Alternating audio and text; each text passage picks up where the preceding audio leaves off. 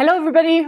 Friends, have a good day. Welcome back to another episode of FutureFramedTV. I'm Krozer, your host on the Inequalities channel that is presented by Traces.Dreams. I have the pleasure today of being here with Dr. Hanna Kuusela, who is a cultural studies scholar researching the cultures of private capital at the University of Tampere in Finland. Welcome to the program, Hanna.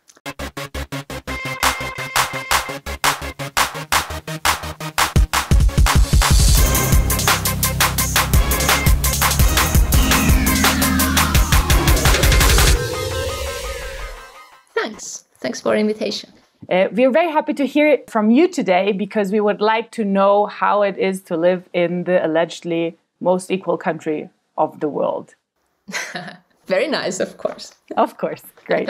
Finland is a beautiful country. If you haven't visited, go and visit it. In terms of researching inequality, I'm thinking that there might be specific conditions, or I'm thinking that there is a specific contradiction in terms of trying to convince people locally that inequality is a worthwhile research subject, while everybody around the world outside of Finland thinks that Finland is the example. How do you experience researching inequality in Finland?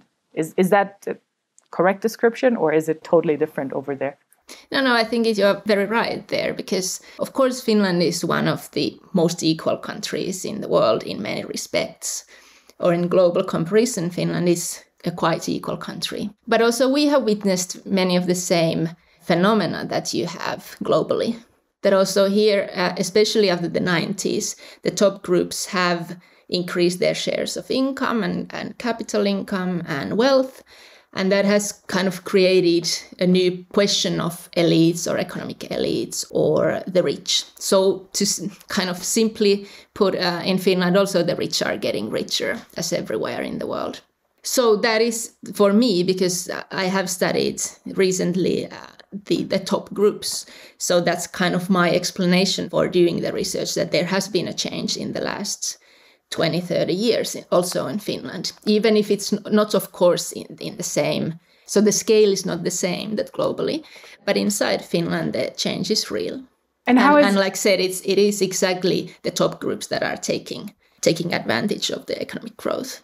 How is that experience in Finland? Does it change something about the self-perception as a country to become less equal when that is like the main branding, let's say? Yeah. I'm not sure if it's a discourse that the Finns in general think that this is the case. And I think that's scholars like me, that's our task to sort of show or explain, of course, with statistics, but then also with other data, that there has happened this change, because it concerns still quite a small part of population. So it's not necessarily visible in the everyday life that we would have a kind of bunch of rich people.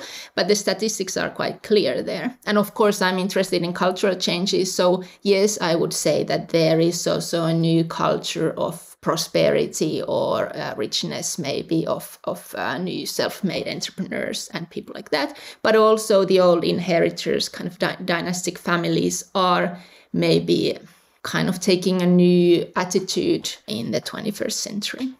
Can you tell us a little bit more about this specific attitude and these cultural changes? You've done research on, let's say, the cultures of entrepreneurs, how they justify or legitimate their position. Can you tell us a little bit more about whether that is specific to the local context or how these cultures are attitude?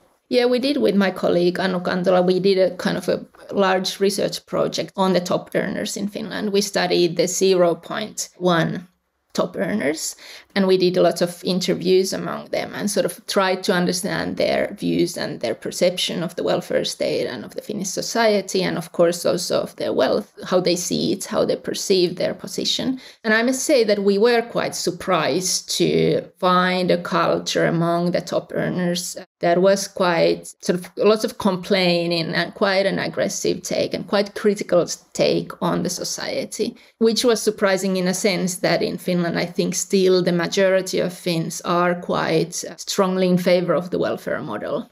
Of course, we have our share of criticism as well, and there are people, of course, there are challenges and it's constant debate on the future. But to find out that the top earners were specifically critical towards the system, that was maybe a bit of a surprise for us. Well, what is their specific criticism? Well, of course, the welfare state and welfare system is expensive, and it's funded through quite high taxation. I think no one tries to deny that. And of course, that's, well, if you're a top earner or a very rich person, so you're expected to pay quite a lot of taxes. So of course, that's one reason. But there is also kind of a lot of complaining about the non-dynamics, so that the welfare state is somehow slow and it doesn't sort of incentivize wealth growth or entrepreneurialism and things like that. Although they apparently managed quite fine themselves. Yeah. We were quite surprised to find out that they were so pessimistic, because of course they are at the same time also those people who have it really good in many ways and who have succeeded and who have sort of managed to benefit from the system in full almost, and that these people are really pessimistic towards our system. So that's maybe not so surprising, but still maybe something that is not discussed that often in public in Finland. In general, in Finland, it's, as you say, more of a consensus that the welfare state is useful and positive, I guess. Considering from our stance here, where taxes is a non-issue and nobody wants to pay them, what do you think is the way to convince people that paying taxes is useful because you get a welfare state in return? The principle of universalism is at the heart of the welfare state system, which means that everyone gets, you pay, but you also get. Education is free, healthcare is mostly free. So that kind of should give, and I think that has also given people the feeling that, okay, the system works and I want to contribute to that. Of course, with the very top earners and the very wealthy people, we are now witnessing the problem that they have lots of techniques or mechanisms like tax havens that they can kind of circumvent the system. They can avoid the Finnish system. And that's, of course, if you think about the morality of the system or how people are engaged with the system, how they feel about the system. So I think that creates a real threat if the top groups are not anymore involved, and if they think that if they become free riders or if they don't see themselves as part of the system anymore. Because then the middle class or the upper middle class starts asking as well, why should I contribute if those who have it even better than I have, if they don't contribute anymore.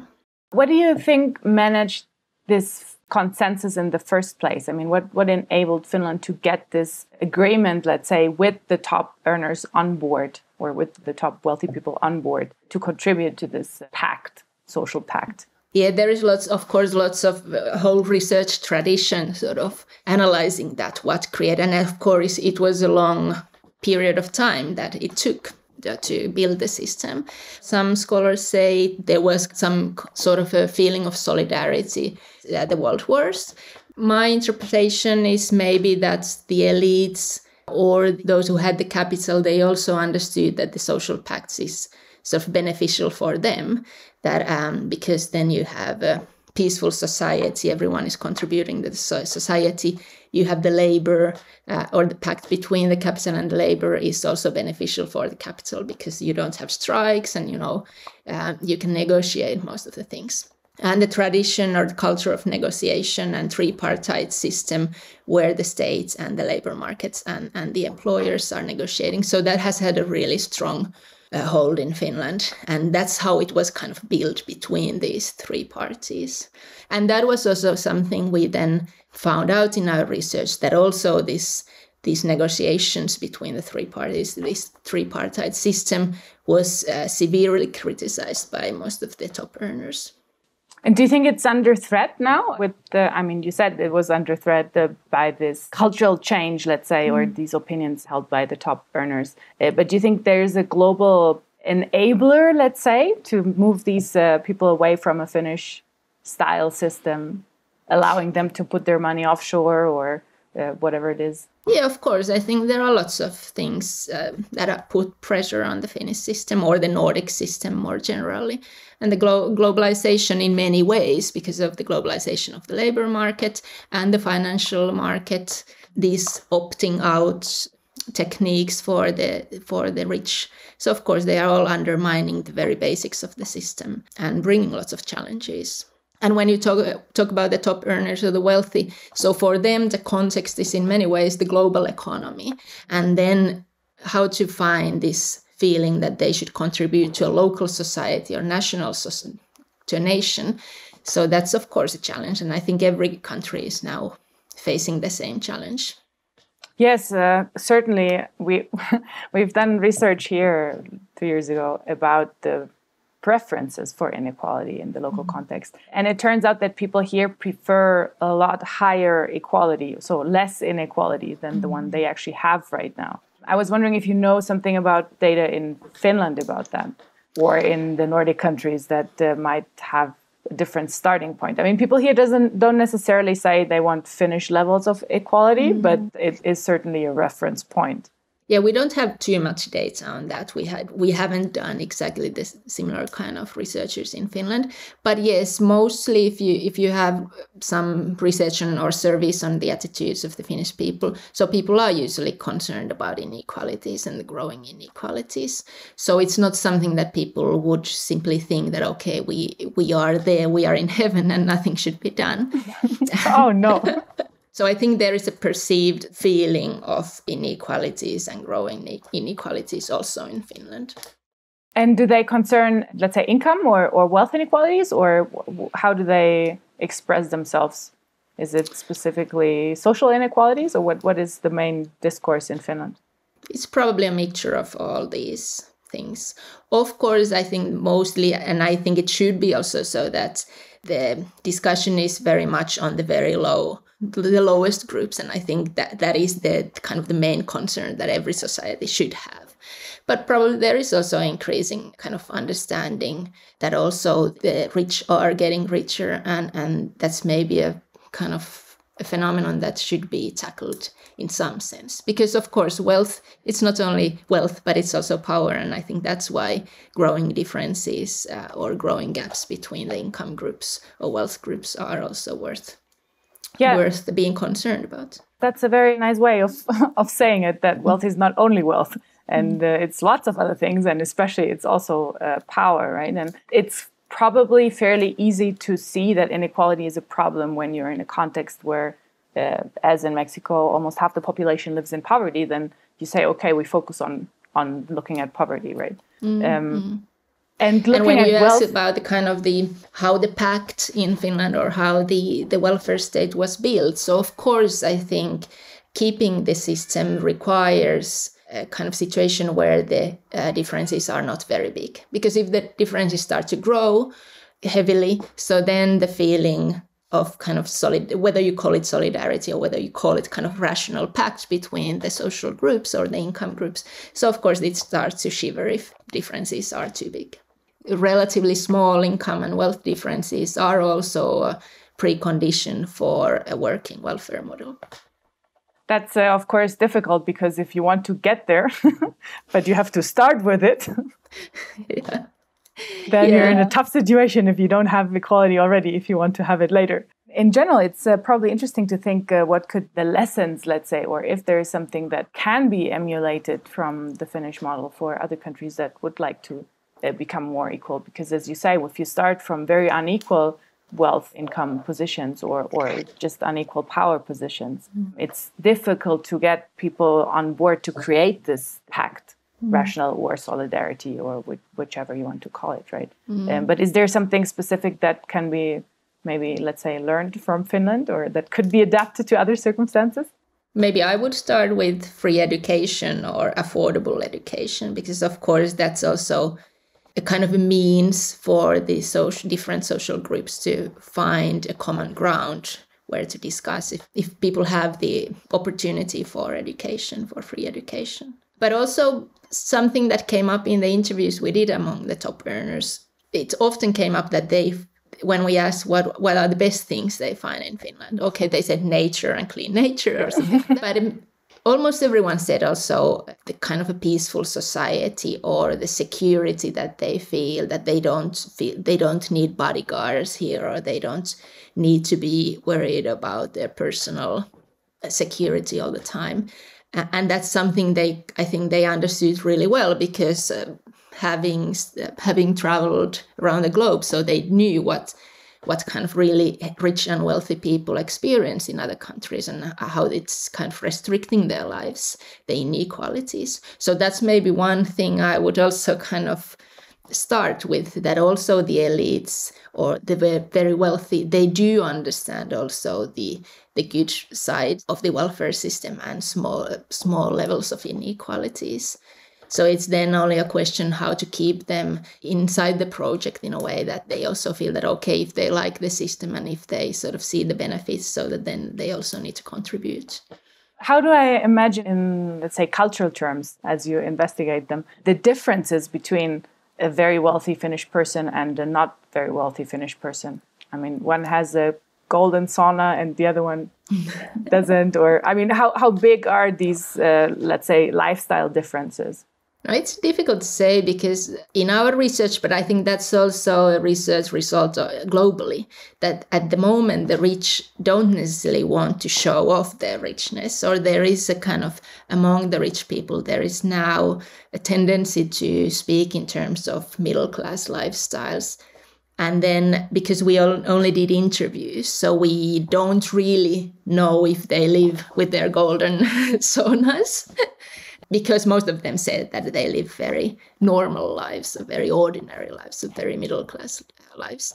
But to a certain extent, I also think it's true. Or, of course, you can also see it in Finland if you do some kind of ethnographic research or if you stroll around rich neighborhoods. So the differences are not that big.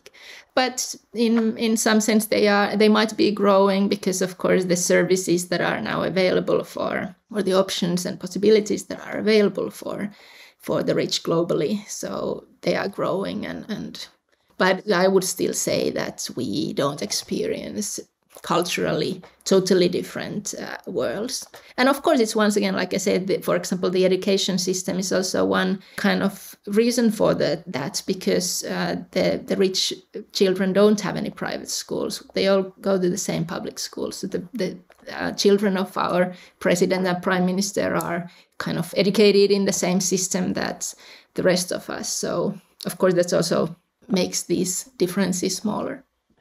Yeah, fantastic. I mean, I have to imagine how that would be. It's a very different context here. It sounds lovely to be in school with the president's kids and all the other kids as well. I was wondering, what made you consider researching inequalities or wealth in a context like Finland in the first place? I think it was this knowledge of the change that has also happened in Finland. Like I said, that even if we are a relatively equal country, also we have witnessed these growing differences and the rise of the top groups, or that the top groups are kind of the fruits of the globalization, or the benefits of the globalization are increasingly going to smaller and smaller groups of people. So that was, I think, the main reason why we started to put our focus on the top groups. There was a research program, the topic of which was inequalities or differences. And I think most of the research projects, or all other research projects, were then interested in the lower groups or the lower income groups. And so our project was then a bit different, taking the other side of the coin in a way. Do you think it's a topic that is getting some attention now because of the pandemic? And I mean, I don't know how it is in your context here. It has certainly exacerbated inequalities in a very dramatic way because some people are able to stay at home and others are not. And probably in Finland, everybody's able to stay at home. But do you think it becomes more visible that there are different life chances for people that are in a better socioeconomic spot than others? I think that discussion hasn't yet started in Finland. Of course, one reason is, like you said, that most of the Finns are somehow inside the social security system or the kind of the welfare system that also in a kind of time of pandemic also kind of helps everyone. If you get sick leaves if you are a worker and things like that. But I think like slowly or gradually we are also starting to witness those differences, that how the COVID hits hardest the lower groups and of course then the top groups are to a certain extent in a much more secure position. But I think it's not discussed here very much, but I think the time comes, hopefully when the pandemic is over, so then at least I think there will be a reason to discuss differences between social classes. And in the meantime, Finns can be smug about being the only ones dealing well with the situation, or having prevented circumstances to come too bad. Yeah, although this week it's getting worse in Finland as well, and we are heading towards the lockdown. So, okay, I mean, I'm sorry to hear that. If it makes you feel any better, we've been in lockdown for about almost a year now, 11 months. So maybe you want to experience this as well. I hope it gets better. No, but I think it's a fair point, because also I do think that Finland has coped with the situation pretty well. And I think it's partly because of the welfare system we have here, and that there are so few people who are entirely outside the system, so that they would be forced to go to work if they are sick or something like that. So I think also in that sense, our system has protected us, but of course not fully. And of course it can get, and it's getting worse here as well. So we're not immune to the problem, but I think our system is showing its strength also in a situation like this. Usually when you ask people about, would you like to live in any other country or other social system, then people say in Finland. But if you ask a Finnish person, or if I ask you if you would like to live in a different system, would there be one? Or which one would that be? Maybe a system with a bit more sunshine and warmer weather. So it would be nicer. But I'm a supporter of the Nordic system. I'm not saying it's perfect, and of course it's also in Finland facing challenges, but I think in principle the Nordic system is a good system, and I would recommend it. Okay, yeah, I think we would like to have it here. Well. We would try to get it. Before we come to close, could you say something about these challenges? Not in a pessimistic way, but in a how can we deal with this in the future? Yeah, well, if I had all the solutions or all the answers, I might be the king of our republic. But of course, the financial markets, or the financialization of the economy, I think that's a huge challenge for any kind of system that is still somehow locally, or tries to solve problems locally or nationally. So I would somehow try to, like I said, I don't have an answer, or I think there is no easy answer, but I would look at the power of the financial markets and try to somehow reduce that power. I think that's one thing. The other big challenge, I think, it is the kind of how to regulate the labor markets in times of global labor markets, or the globalization of the labor markets. And that's a true challenge, because that, of course, also goes into the heart of the inequality debates, that to a certain extent it is a challenge, or it is a problem, if we kind of close borders for people who are not Finns. But at the same time, the negotiation power of the labor is also tied to the fact that there is a kind of a pool of labor that can negotiate vis-a-vis the employer. And that has been a basic component, one kind of key component of the system. But these are, old questions, old issues, and most of the European nations are struggling with the same questions. There are difficult dilemmas, whether you can sustain openness in an open system. A principal paradox. Maybe last question. If you had to do a comparative study of Finnish system with any other country or region, which one would you think would be interesting?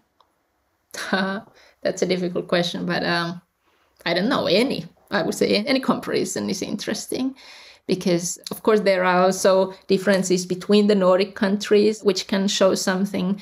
But then taking a country like Mexico, or a country that is really far away from our system or our situation, of course, that also brings interesting things. So I don't know. It's almost impossible to answer, because I think any comparison would be interesting. Well, that's also good. You can do any comparison that gives you many options. Hanna, thank you so much for sharing these insights on the Finnish situation, particularity, and yet also commonality of problems in some senses. Of course, Finland shares many of its challenges with other European countries and other countries in the world, considering the pandemic and the globalized financial situation, etc.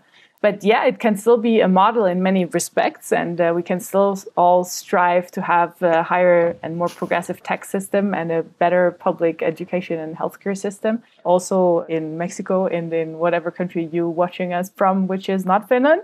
Thank you for joining us, and thank you everybody for watching this episode of FutureFramedTV. I'm Elise Krozer, your host on the Inequalities channel, and we'd be very happy if you wanted to join us again next Saturday to talk about some aspect of inequalities again. You're also welcome to subscribe to our YouTube channel or share and comment on the video. You can tell us which other aspect of inequality you'd like to learn more about, and we'll arrange for a discussion on the subject. Thanks again, and have a nice afternoon. See you soon. Bye-bye.